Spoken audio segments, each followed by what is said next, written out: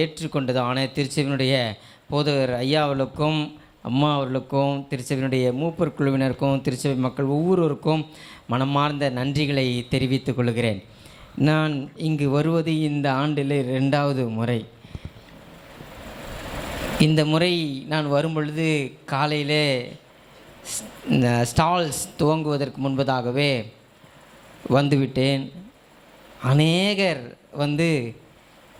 தங்களுடைய விருந்தினர்கள் ஊரிலிருந்து அவங்கள பார்க்கறதுக்கு வந்தது போல பாவித்து என்னிடத்தில் அன்போடு பேசினீர்கள், அன்பு புன்முறுவலோடு வரவேற்றீர்கள். உண்மையாகவே அது எனக்கு கிடைத்த ஒரு பெரிய பாக்கியம். Thank you so much. என்னையும் அறியாமல் இந்த ஆராதனையில் 3 முறை கண்ணீர் வடித்தேன். குறிப்பாக நம்முடைய திருச்சபையின் மூலமாக ஒரு புதிய முன்மாதிரியை சென்னை பேராயத்தில் உள்ள அநேக சிறுவர் ஊழிய பொறுப்பாளர்களுக்கு நீங்கள் காண்பித்திருக்கிறீர்கள். இதான் ஃபஸ்ட் டைம் மணிப்பூரில் ஒரு திருச்சபை கட்ட வேண்டும் என்று சொல்லி சிறுவர் ஊழியங்களின் மூலமாக ஒரு முயற்சி எடுத்திருக்கிறோம். நம்முடைய ஈசி திருச்சபைகள் 8 திருச்சபைகள் மணிப்பூரில் எரிக்கப்பட்டது. அதில் கடந்த ஆண்டிலே நம்முடைய வாலிபர் ஐக்கியத்தின் மூலமாக ஒரு திருச்சபையை கட்டி கொடுத்தார்கள்.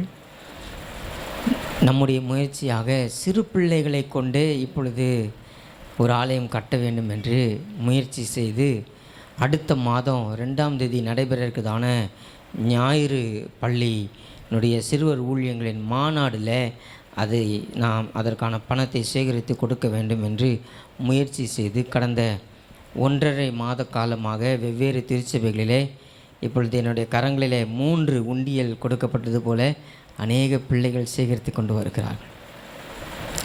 மணிப்பூர் பிள்ளைங்களை நம்ம பார்க்கல. நம்முடைய ஈசியை மணிப்பூர் பிள்ளைங்களை நானும் பார்த்தது. தம்பி ஜோஸ், அவருக்கு எத்தனை வயசுன்னு கேட்டேன். 10 வயசுன்னாரு. வாய்ப்பே இல்லை. ஜோஸ்னுடைய பெற்றோர் எத்தனை வயசு ஜோஸ்க்கு சொல்லுங்கள் பார்ப்போம். 5 வயசா? ஒரு 5 வயது பிள்ளை தனக்கென்று தன்னுடைய பெற்றோர் கொடுக்கக்கூடியதான பாக்கெட் மணி அதை ஒரு உண்டியலில் சேகரித்து, நல்ல வெயிட்டாக இருந்தது ஆக்சுவலாக, அதை சேகரித்து முகமே பார்க்காத யாரென்று தெரியாத ஒரு பிள்ளை மணிப்பூரில் என்னை போன்று ஆலயம் இல்லாமல் ஆராதிக்க முடியாமல் நான் எவ்வளோ சந்தோஷமாக சண்டே ஸ்கூலுக்கு வரேன், நான் எவ்வளோ சந்தோஷமாக சர்ச்சுக்கு வரேன், அப்பேற்பட்ட சூழ்நிலை இல்லாத ஒரு பிள்ளைக்கு நான் உதவி செய்ய வேண்டும் என்று சொல்லி ஒரு 5 வயது மாணவர் சிறு பிள்ளை ஜோஸ், ஆண்டவர் இந்த பிள்ளையை கொண்டு இது போன்ற பல பிள்ளைகளுடைய உள்ளங்களை தொடப்போகிறார். சாட்சியாக சொல்லுகிறேன். வெவ்வேறு திருச்சபைகளிலே பல்வேறு முறைகளிலே இதற்காக பணங்களை சேகரிக்கிறார்கள். ஒரு சிலர் ஆராதனை முடிந்தவுடனே ஸ்டால்ஸ் வாரந்தோறும் வைத்து பணத்தை சேகரிக்கிறார்கள். ஒரு சிலர் கார்டு பிரிண்ட் பண்ணி பாக்ஸாக பிள்ளைங்கக்கிட்ட கொடுத்து, பிள்ளைங்க அவங்களுக்கு தெரிஞ்சவங்க கிட்டலாம் கொடுத்து காசு கலெக்ட் பண்ணி அப்படி சேகரிக்கிறார்கள். ஒரு சில பிள்ளைகள் இது மாதிரி உண்டியல் தங்களுடைய வீடுகளில் வைத்து தங்களுடைய பெற்றோர் தங்களுடைய உறவினர்கள் அவர்களுக்கென்று கொடுக்குற பாக்கெட் மணியை சேகரித்து அதை கொடுக்கிறார்கள். இது எல்லாத்தினுடையும் ஒரு பெரிய ஒரு மாடல் இன்றைக்கு நான் கற்றுக்கொண்ட ஒரு காரியம், புன்னை கிளை சபையிலிருந்து வந்த பிள்ளைகள் கூட மணிப்பூருக்காக காணிக்கையை சேகரித்து ஒரு உண்டியல் கொடுத்திருக்கிறார்.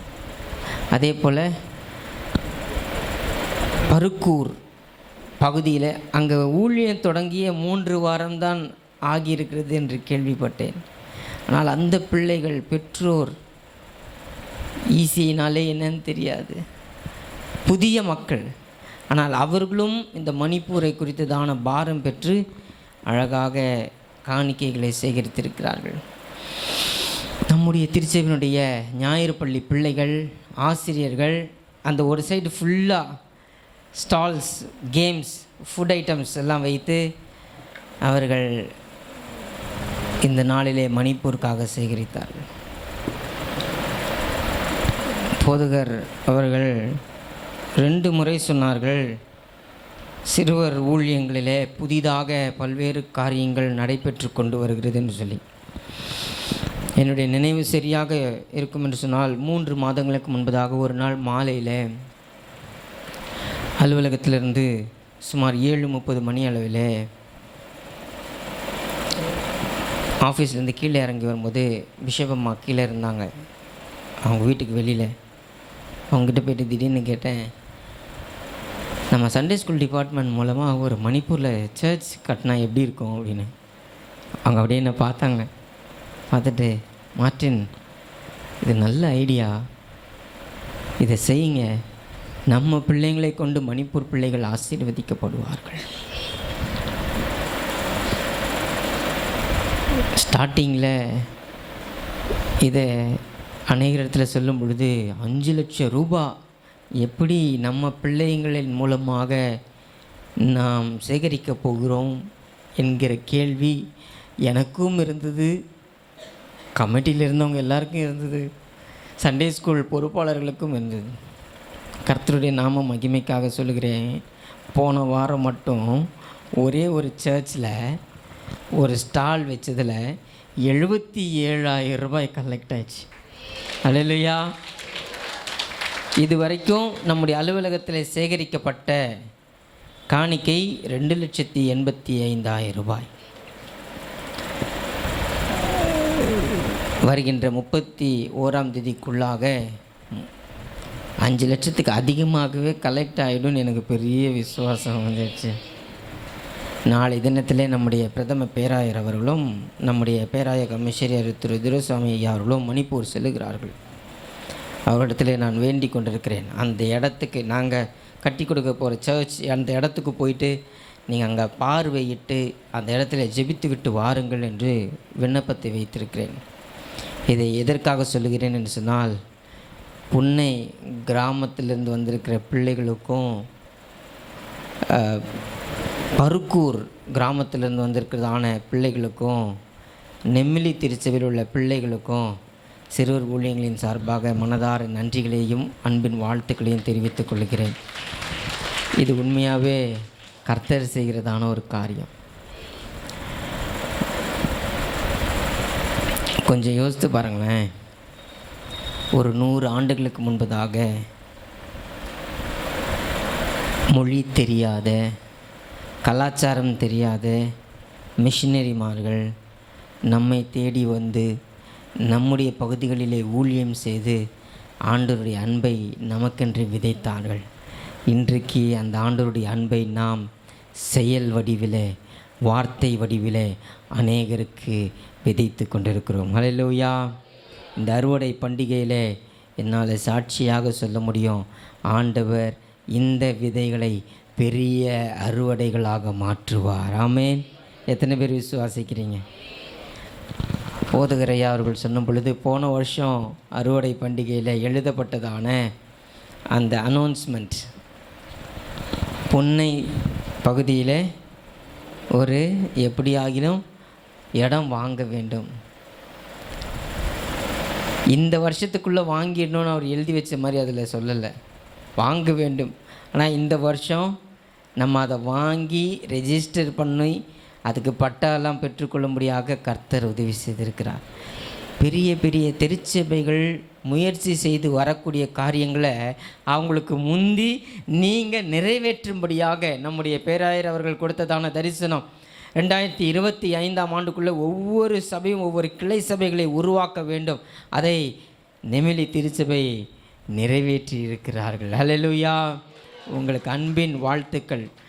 உங்களை போன்று இன்னும் அநேகர் இந்த ஊழியங்களில் உங்களை பார்த்து உங்களுடைய அடிச்சுவடுகளை பின்தொடர்ந்து வந்து கர்த்தருக்காக அநேக ஆத்துமாக்களை அறுவடை செய்வார்கள். அன்பான போதகர் அவர்களுக்கு ஒரு விஷயம் கூட அன்பான வாழ்த்துக்களை தெரிவித்துக் கொள்கிறேன்.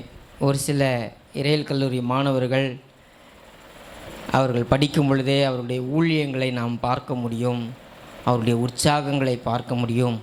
கர்த்தர் இந்த நாட்களிலே அருமையான போதகர் அவர்களை வல்லமையாய் எடுத்து பயன்படுத்தி வருகிறதை எண்ணி கர்த்தருக்கு நன்றி செலுத்துகிறேன். குறிப்பாக கர்த்தர் அவருடைய வாழ்க்கையிலே எந்த நோக்கத்திற்காக ஆண்டவர் இந்த பகுதியிலே கொண்டு வந்தாரோ அந்த நோக்கங்களை கர்த்தர் நிறைவேற்றி கொண்டு வருகிறார். ஒரு மனிதனும் அதை தடை செய்ய முடியாது. ஏனென்று சொன்னால் இது கர்த்தருடைய திட்டம், கர்த்தருடைய சித்தம். அது கர்த்தருடைய காலத்திலே நிச்சயமாக நிறைவேறும். தேவனுடைய பிள்ளைகளே, அறுவடை பண்டிகை யூஸ்வலாக சண்டே மார்னிங் நிறைய பேர் உபவாசத்தோடு ஆராதனைகளிலே பங்கு பெறுவது உண்டு. ஆனால் இன்றைக்கு இந்த அறுவடை பண்டிகையில் நான் முதலாவது நல்ல வயிறு ஃபுல்லாக சாப்பிட்டுட்டு தான் ஆராதனைக்கு தொழுகைக்கு இந்த நேரத்தில் வந்திருக்கிறோம். ஆமாவோ இல்லையா? ஒருவேளை நீங்கள் அப்படி சாப்பிடலன்னா சேர்ப்பின் பண்டிகை ஆராதனையில் ஏதோ ஒரு குறைபாடு உங்களுக்கு இருக்குதுன்னு நினைக்கிறேன். அழகான ஸ்டால்ஸ், நேர்த்தியான ஸ்டால்ஸ், ரொம்ப டேஸ்டான ஃபுட்டு, விதவிதமான ஃபுட்டு. இப்போ நீங்கள் வெறும் இட்லி மட்டும் வாங்க போயிருந்தீங்கன்னு வச்சுக்கோங்களேன், இட்லிக்கு சிக்கன் குருமாவும் இருந்தது, சாம்பாரும் இருந்தது. எத்தனை பேர் 2 பேரும் டேஸ்ட் பண்ணீங்க? சாம்பாரையும் டேஸ்ட் பண்ணீங்க, சிக்கன் டேஸ்ட் பண்ணீங்க? கொஞ்சம் பேர் தான். சாம்பார் டேஸ்ட் பண்ணலன்னா நீங்கள் அந்த அம்மாக்கிட்ட ரிக்வெஸ்ட் பண்ணுங்கள். சூப்பராக இருந்துச்சு, ரொம்ப நேர்த்தியாக இருந்தது. ஒவ்வொரு ஆகாரமும் உண்மையாகவே ரொம்ப நல்ல டேஸ்ட்டாக இருந்தது. நீங்கள் தியாகத்தோடு இதற்காக பல ஒத்துழைப்புகளை கொடுத்து முயற்சி செய்திருக்கிறீர்கள். நிச்சயமாகவே கர்த்தர் இதற்கான பலனை உங்களுக்கு தருவார். ஹல்லேலூயா. வேகமாக வேதத்திலிருந்து ஒரு சில சத்தியங்களை நாம் தியானிக்க போகிறோம். இந்த அறுவடை பண்டிகை துதியின் வேளையில் கூட ஒரு சில வசனங்களை நாம் சொல்வதை கேட்டோம். கர்த்தர் உண்ட பண்ணினதான அநேக பண்டிகைகளிலே இந்த அறுப்பு கால பண்டிகையும் ஒன்றாகும். இது ஒரு வேதாகமத்திலே சொல்லப்பட்டதான ஒரு பண்டிகை. எடுத்தவர்கள் வாசியுங்கள்.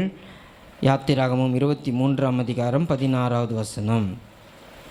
யாத்திராகமம் 23ஆம் அதிகாரம் 16வது வசனம். நீர் வயலின் விதைத்த உன் பயிர் வேலைகளின் முதற் பலனை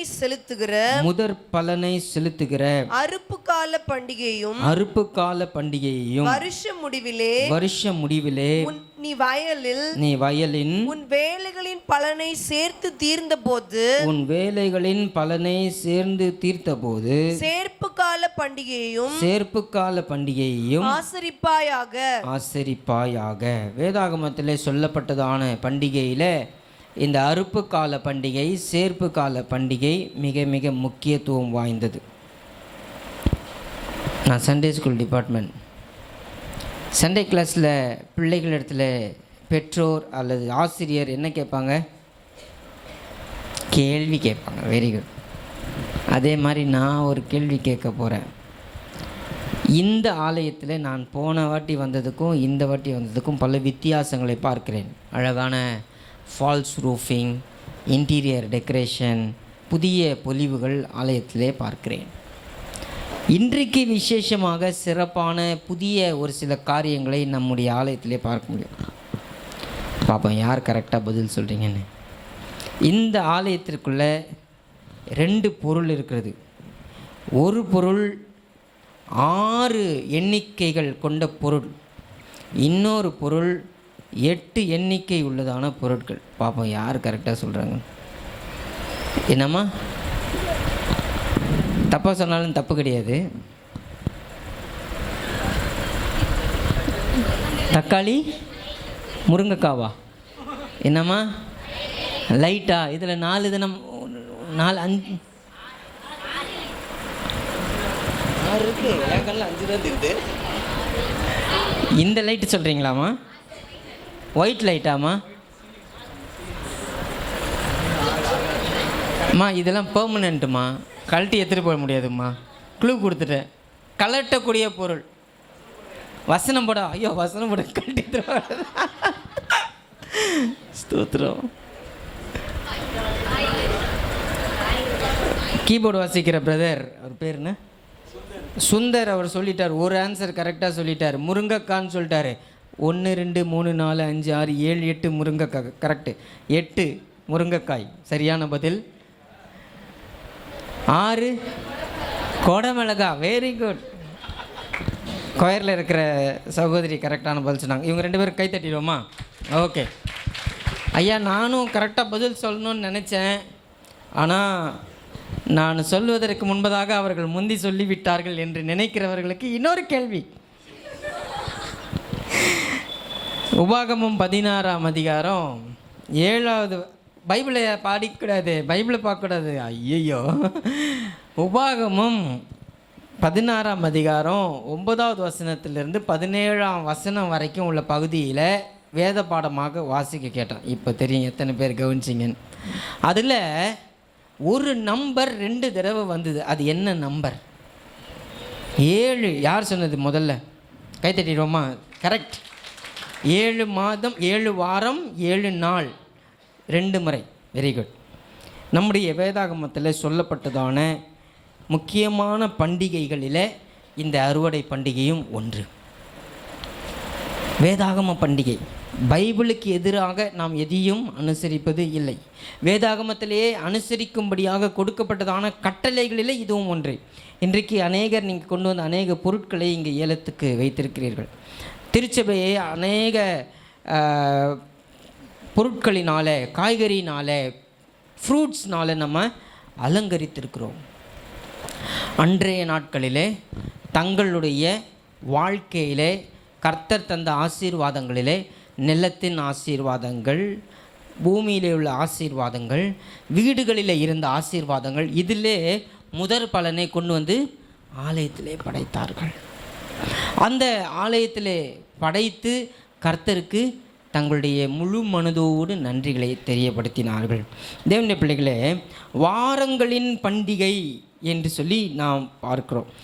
இந்த 16வது வசனத்தில் வாசிக்க கேட்டதான யாத்திராகமம் 23வது அதிகாரத்தில் ஒவ்வொரு வார்த்தையாக பார்ப்பீர்கள்னு சொன்னால், உன் பயிர் வேலைகளின், இங்கே அழகாக 2 டெக்கரேஷன் பொருள் எவ்வளோ ஃப்ரெஷ்ஷாக இருக்குது பாருங்கள்.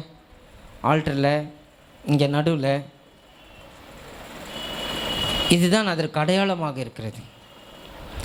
பயிர் வேலைகளின் முதற் பலனை செலுத்துகிற அறுப்பு கால பண்டிகை. அன்றைய நாட்களிலே இன்னும் முடிந்த பிறகு, அறுப்பு காலம் முடிந்த பிறகு சேர்த்து அதை எடுத்துக்கொள்ள வேண்டியதான காலகட்டத்தில் லேண்ட் ஓனர் வந்து சொல்வாராம், சிலதை விட்டுருங்க, எடுக்காதீங்க. எதுக்கு? உதவியற்ற நிலைமையிலே உள்ளதான மக்கள் வந்து அதை எடுத்துக்கொள்வதற்கு. இன்றைக்கு அநேக சூழ்நிலைகள் அப்படிப்பட்டதாக இல்லை. சொத்தனா கூட பரவாயில்ல, அதையும் எடுத்துக்கொண்டு வந்து வித்துடணும். பழுத்துதோ பழுக்கலையோ, சிலர் தென்னை மரத்தில் ஏறி தேங்காய் இளநீ வெட்டுறவங்கள பார்த்துருக்கீங்களா? அது அப்போ தான் கொஞ்சம் விளையத்தோட இருங்க போட்டு அதையும் சேர்த்து அறுத்து விடுவார்கள். லேவியராகமம் 23ஆம் அதிகாரத்தில் 15வது வசனத்தில் பார்க்கும் பொழுது, நீங்கள் அசைவாட்டும் கதிர்கட்டை கொண்டு வரும் ஓய்வு நாளுக்கு மறுநாள் முதற்கொண்டு எண்ணெய் துவக்கி 7 வாரங்கள் நிறைவேறின பின்பு 7ஆம் ஓய்வு நாளுக்கு மறுநாளாகிய 50ஆம் நாள் மட்டும் எண்ணி கர்த்தருக்கு புதிய போஜன பலியை செலுத்த கடவீர்கள். இதெல்லாம் ஆண்டவருக்கு செலுத்தப்பட வேண்டியதான காணிக்கைகளுக்கு, முதற் பலனான காணிக்கைகளுக்கும் நன்றி படையல்களுக்கும் அடையாளமாக சொல்லப்பட்டிருக்கிறது. இப்பொழுது இந்த உபாகமம் 26வது அதிகாரத்தில் நீங்கள் வீடுகளிலே சென்று வாசித்து பாருங்கள். முதல் 4 வசனத்தில் இது கர்த்தர் கொடுத்ததான ஒரு கட்டளை. உபாகமம் 26வது அதிகாரத்தில் அதில் 2வது வசனத்தில் பார்ப்பீர்கள்னு சொன்னால், உன் தேவனாகிய கர்த்தர் உனக்கு கொடுக்கும் உன் தேசத்தில் நீ பயிரிடும் நிலத்தின் கனிகளில் எல்லாம் முந்தின பலனை எடுத்து ஒரு கூடையிலே வைத்து உன் தேவனாகிய கர்த்தர் தமது நாமம் விளங்கும்படி தெரிந்து கொண்டிருக்கும் ஸ்தானத்திற்கு போய் அந்நாட்களில் இருக்கும் ஆசாரியனிடத்தில் சென்று அவனை நோக்கி, கர்த்தர் எங்களுக்கு கொடுக்க நம்முடைய பிதாக்களுக்கு ஆணையிட்ட தேசத்தில் வந்து சேர்ந்தேன் என்று இன்று உம்முடைய தேவனாகிய கர்த்தருடைய சந்நிதியில் அறிக்கையிடுகிறேன் என்பாயாக. அப்பொழுது ஆசாரியன் அந்த கூடையை தன் கையிலிருந்து வாங்கி அதை உன் தேவனாகிய கர்த்தரின் பலிபீடத்திற்கு முன்பதாக வைக்க கடவன். நீங்கள் ஒவ்வொருவரும் அதை தான் இங்கு கொண்டு வந்து வைத்திருக்கிறீர்கள், படைத்திருக்கிறீர்கள். It's a biblical festival. நாம் கொண்டாடுவது வேதாகமத்தின் அடிப்படையிலே சொல்லப்பட்டதான ஒரு விசேஷமான ஒரு பண்டிகை. லேவியராகமத்தில் 23வது அதிகாரத்தில் 10வது வசனத்தில் நம்ம வாசிக்க கேட்டது போலவே 14வது வசனத்தில் பார்க்கும் பொழுது இது கட்டளையாகவே ஆண்டவர் கொடுத்திருக்கிறார். உன் தேவனுக்கு காணிக்கையை நீங்கள் கொண்டு வரும் அந்நாள் மட்டும் அப்பமும் வாட்டிய கதிரும் பச்சை கதிரும் புசியீர்களாக. இது உங்கள் வாசஸ்தலங்களிலெல்லாம் உங்கள் தலைமுறை தோறும் செல்ல வேண்டிய நித்திய கட்டளை. நித்திய கட்டளை. அடுத்த வசனத்துலேயும் அந்த 7 வாரங்கள் நிறைவேறின பின்பு பார்க்க முடியும். தேவனுடைய பிள்ளைகளே, இந்த பண்டிகைகள் எல்லாமே இந்த முதற் பலனை ஆண்டவருக்கு என்று கொடுப்பது. அநேக வீடுகளிலே ஒரு கோழி முட்டை போட்டுச்சுன்னா அந்த முதல் முட்டையை உடனே எடுத்து தனியாக வச்சுருவாங்க. எதுக்கு? சர்ச்சில் கொண்டு போய் காணிக்க வைக்கணும். தென்னை மரத்துலேருந்து இளநியோ அல்லது தேங்காயோ வெட்டும்போது முதல்ல உள்றத எடுத்துகிட்டு வந்து தனியாக வச்சு சர்ச்சுக்கு ஆண்டவருக்கென்று கொடுக்க வேண்டும். இதெல்லாம் நாம் நித்திய கட்டளையாகவே பெற்றிருக்கிறோம். இன்றைக்கு நாம் வாசிக்க கேட்டதான உபாகமம் 16ஆம் அதிகாரம் 12வது வசனத்தில் நாம் பார்க்கும் பொழுது ஒரு வார்த்தை, ரொம்ப முக்கியமான ஒரு வார்த்தை அங்கே சொல்லப்பட்டிருக்கிறது. அது என்னவென்று சொன்னால், நீ எகிப்தில் அடிமையாயிருந்ததை நினைத்து இந்த கட்டளைகளை கை கொண்டு இவைகளின்படி செய்ய கடவாய். அடிமையாக எகிப்திலே இருக்கும் பொழுது இந்த கட்டளைகளை அவர்களால் கை கொள்ள முடிந்ததா? முடியலை. அவர்கள் அதற்காக தான் விடுதலை வேண்டும் என்று கேட்டார்கள், வாஞ்சித்தார்கள், விரும்பினார்கள். கர்த்தரை ஆராதிக்கும்படியாக நாங்கள் செல்ல வேண்டும் என்று மோசேயின் வழியாக வேண்டிக் கொண்டார்கள். காரணம் என்ன? அவர்களுக்கு விடுதலை இல்லை, அடிமைத்தனத்தில் இருந்தார்கள். இப்போ ஆண்டவர் அவர்களை வெளியிலே கொண்டு வந்து விட்டார். ஆண்டவர் இவர்களை செம்மையான பாதையிலே வழிநடத்தி கொண்டு வருகிறார். இவர்களுடைய தேவைகளை சந்திக்கிறார். இப்பொழுது ஆண்டவர் சொல்லுகிறார், நீ எகிப்தில் அடிமையாக இருந்ததை நினைத்து. சாதாரணமாக ஒரு பொருளை காணிக்கையாக கொடுப்பதற்கும், என்ன சூழ்நிலையின் மூலமாக இந்த காணிக்கையை கொண்டு வந்து படைக்கிறோம் என்கிறதான காரணத்தை யோசித்து படைப்பதற்கும் பெரிய வித்தியாசம் இருக்கும். உதாரணத்துக்கு, யாரோ உங்ககிட்ட பசிக்குது, எனக்கு சாப்பாடு வாங்க காசு கொடுங்க அப்படின்னு கேட்குறாங்கன்னா, நம்ம டக்குன்னு நம்ம கையிலேருந்து ஒரு 50 ரூபா எடுத்து கொடுத்துட்டு எதனா வாங்கி சாப்பிட்டுவாங்க. ஆனால் ஒரு 10 வருஷத்துக்கு முன்னாடி நீங்களும் நானும் இதே சூழ்நிலையை ஒருவேளை நம்முடைய வாழ்க்கையில் கடந்து வந்திருப்போம் சொன்னால், அந்த பசியினுடைய கொடூரம் என்ன என்பது நமக்கு தெரியும். அந்த பசியினுடைய வேதனை என்ன என்பது நமக்கு தெரியும்.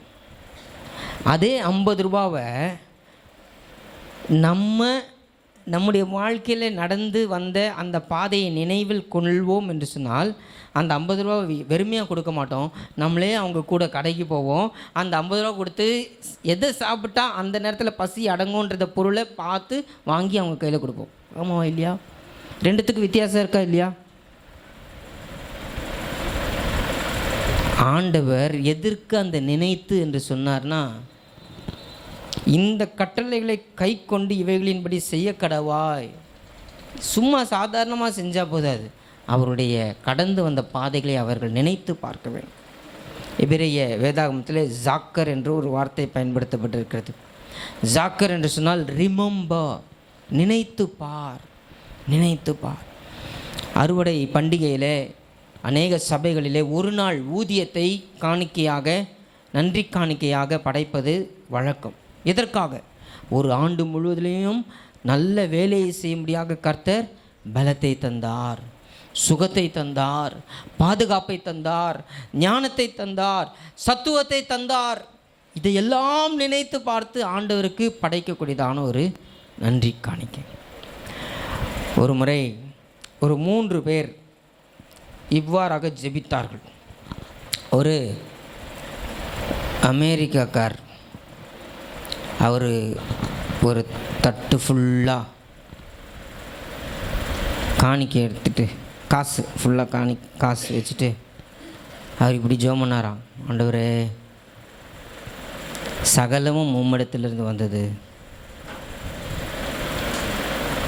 சகல பணத்திற்கும் அதிபதி நீர்தான்.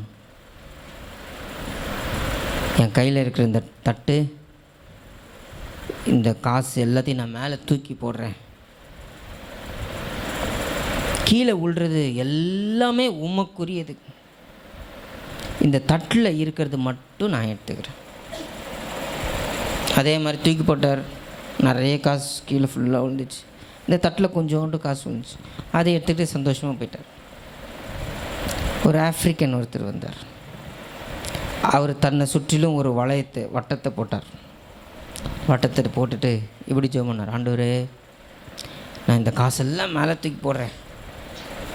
எதெல்லாம் இந்த வட்டத்துக்குள்ளே விழுதோ அதெல்லாம் எனக்கு, இந்த வட்டத்துக்கு வெளியில் விழுறதுலாம் உமக்கு. அப்படி தூக்கி போட்டார். கொஞ்சம் காசு இந்த வட்டத்திற்குள்ளாக விழுந்தது. வட்டத்திற்கு வெளியிலே கொஞ்சம் காசு விழுந்துச்சு. வட்டத்திற்கு உள்ளே விழுந்தது தான் தனக்கென்று எடுத்துக்கொண்டு விட்டார். இப்போது ஒரு இந்தியர் வரார். நம்மால் வந்துட்டு கையில் தட்டை வச்சுட்டு ஜெபம் பண்ணுறார். ஆண்டவரே, நான் மேலே தூக்கி போடுறேன். உமக்கு எவ்வளோ வேணுமோ அப்படியே மேலே நீர் எடுத்துக்கும். கீழே விழுறது மட்டும் நான் எடுத்துக்கிறேன். பூமியில் புவி ஈர்ப்பு சக்தின்னு ஒன்று இருக்குது தானே. மேலே தூக்கி போடுறது ஆட்டோமேட்டிக்காக கீழே விழும்.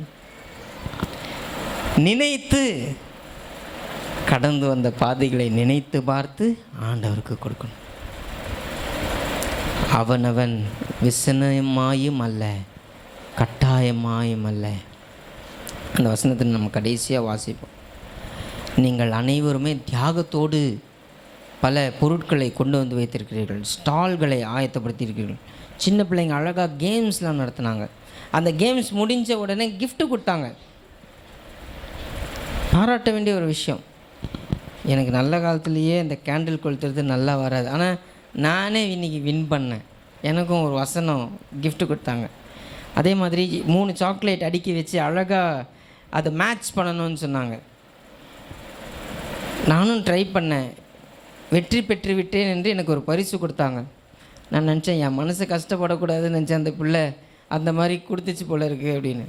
ஆனால் அழகாக மற்ற அநேகர் கூட அதில் பங்கு பெற்றார்கள். சிறு பிள்ளைகள் ஆண்டவருக்காக ஏதாவது செய்ய வேண்டும். ஒரு சின்ன பையன் தன்னுடைய கரத்தில் இருந்த 5 அப்பம் 2 மீனை கொடுத்ததுனால ஆண்டவர் அதை ஆசீர்வதித்து எவ்வளோ பேரை போஷித்தார். இந்த அறுப்பின் பண்டிகையில் நாம் நினைத்து கர்த்தருடைய கட்டளைகளை கை கொள்ள வேண்டும். என்ன நினைக்கணும், எதை நினைவில் கொள்ள வேண்டும் என்பதை சுருக்கமாக ஒரு 5 காரியத்தை சொல்லி நிறைவு செய்ய விரும்புகிறேன். முதலாவது, கர்த்தர் அருளக்கூடியதான அவருடைய நன்மைகளை, ஆசீர்வாதங்களை நாம் நினைவில் கொள்ள வேண்டும். அதை தான் நாம் உபாகமம் 16ஆம் அதிகாரம் 10வது வசனத்தில் வாசிக்கிறோம். அவைகள் முடிந்தபோது வாரங்களின் பண்டிகையை உன் தேவனாகிய கர்த்தருக்கு என்று ஆசரித்து உன் தேவனாகிய கர்த்தர் உன்னை ஆசீர்வதித்ததற்கு தக்கதாய். ஆண்டவர் ஆசீர்வாதத்தை தந்திருக்கிறார். It is a time to remember God's provisions. கர்த்தர் அருளினதான ஆசீர்வாதங்களை நினைத்து பார்க்க வேண்டிய ஒரு நாள் இந்த நன்னாள். போதகர் ஐயா ஜெபம் பண்ணும்போது, இந்த ஆராதனுடைய துவக்கத்தில் ஜெபம் பண்ணும்போது இவ்வாறாக ஜெபித்தார்கள். ஆண்டவரே, போன ஆண்டு இது போன்ற அறுவடை பண்டிகையை அனுசரித்தவர்கள் அநேகர் எங்களோடு இல்லை. அவர்களை காட்டிலும் நாம் நீதிமான்களோ உத்தமர்களோ அல்ல. கர்த்தருடைய கிருபை, அவருடைய ஆசீர்வாதம் நமக்கு போதுமானதாக இருந்திருக்கிறது.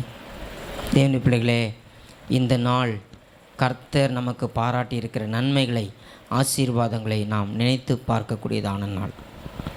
ரெண்டாவதாக, 11வது வசனத்தில்